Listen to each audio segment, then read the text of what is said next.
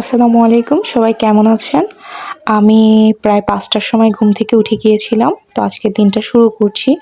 এরপরে আমি ফজরের সালাত আদায় করে নিয়েছিলাম এবং যথারীতি আবার পড়ার টেবিলে পড়তে বসে গিয়েছিলাম। তো আজকে আমার একটা প্ল্যান আছে।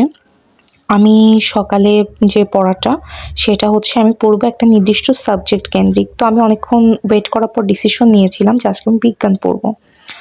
আচ্ছা, তো পড়ার যে ক্লিপটা সেটা আর নেওয়া হয়নি। তো সকালে আমি রুটি করেছিলাম আর গতকালকে নিহারিটা আমি রাতে রান্না করে রেখেছিলাম। সেটাই এখন মানে যদি আমি সকালে নিহারি করতে চাই তাহলে রুটি দিয়ে খাওয়া কিন্তু অনেক বেলা হয়ে যেত।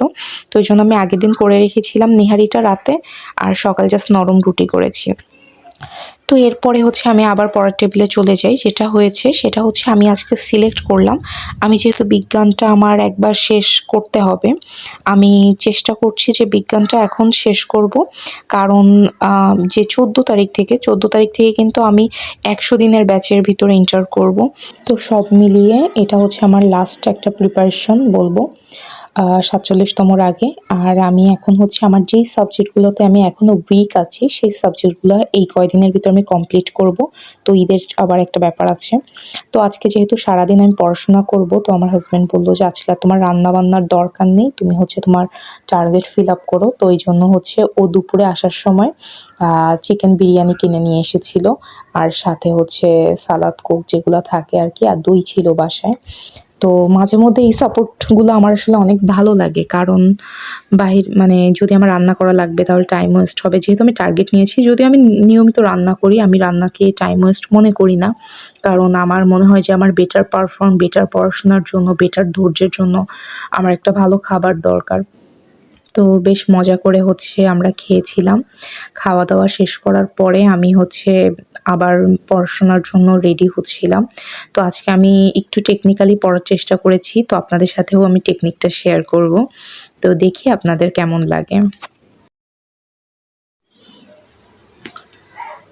তো পড়তে আমি একটা টেকনিক দেখলাম যে আমি এই নামগুলো আমি অনেক কষ্ট করে মুখস্থ করছিলাম।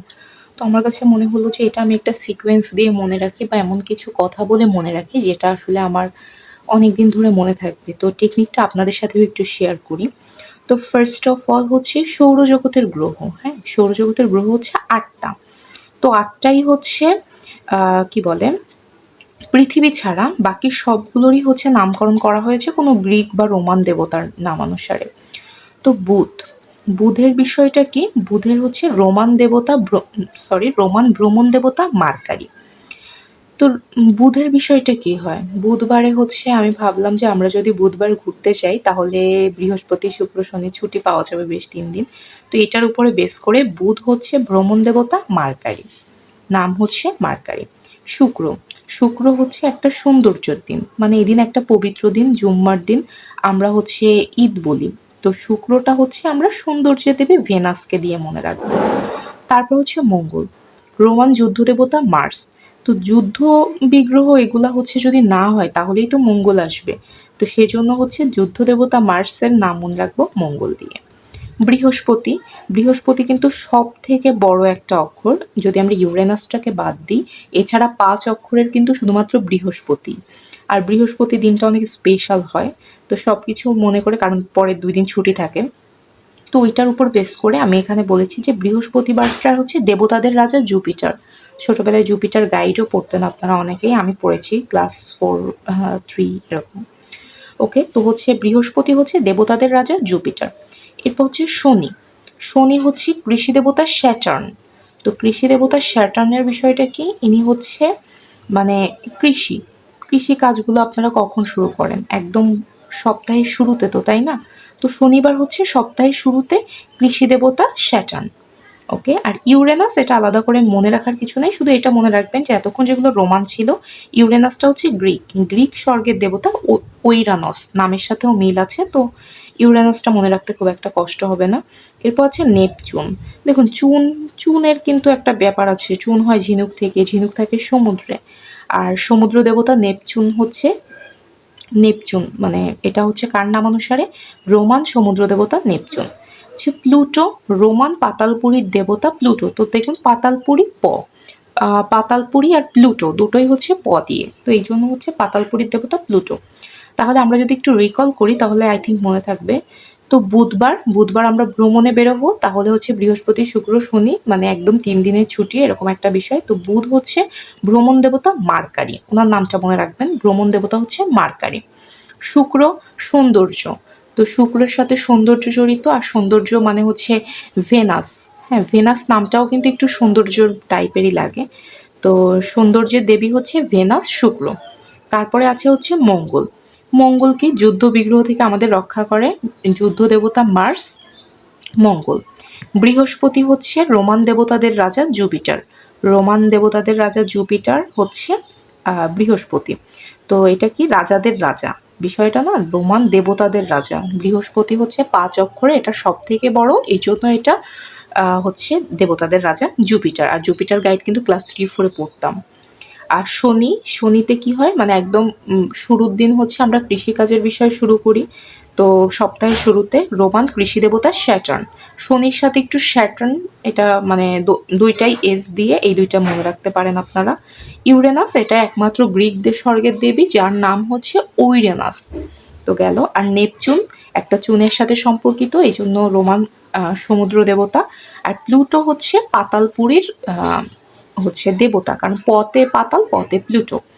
তো এভাবে যদি আপনারা এই 8টার মানে নামকরণগুলো মনে রাখেন তাহলে কিন্তু খুবই কাজে দিবে। সামনে প্রাইমারি নিয়োগ ভর্তি মানে চাকুরির পরীক্ষা আছে, তো সেখানে কিন্তু এইগুলো কিন্তু বেশ গুরুত্বপূর্ণ। তো এগুলো এইভাবে আপনারা মনে রাখতে পারেন। আমি সারাদিন ধরে পড়ার পর আমার কাছে মনে হলো যে আমি তো এইভাবে টেকনিক্যালি পড়েছি, আপনাদের সাথে কেন শেয়ার করছি না। তো এটা, আর এরপরে আমি যদি কোনো টেকনিক শেয়ার করি তাহলে আপনাদের সাথে শেয়ার করব। তো আসরের সালাত আদায় করে আমি হচ্ছে চা খেয়ে নিয়েছিলাম।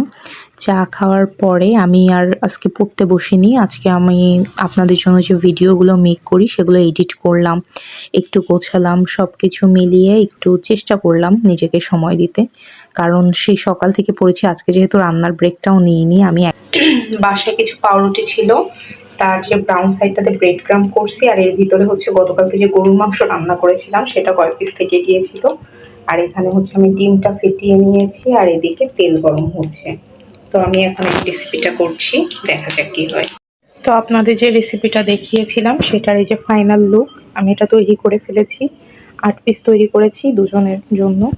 তো এখন এটা খাওয়া দাওয়া করতে হবে, এখন খাবো, পরে আবার কথা হবে।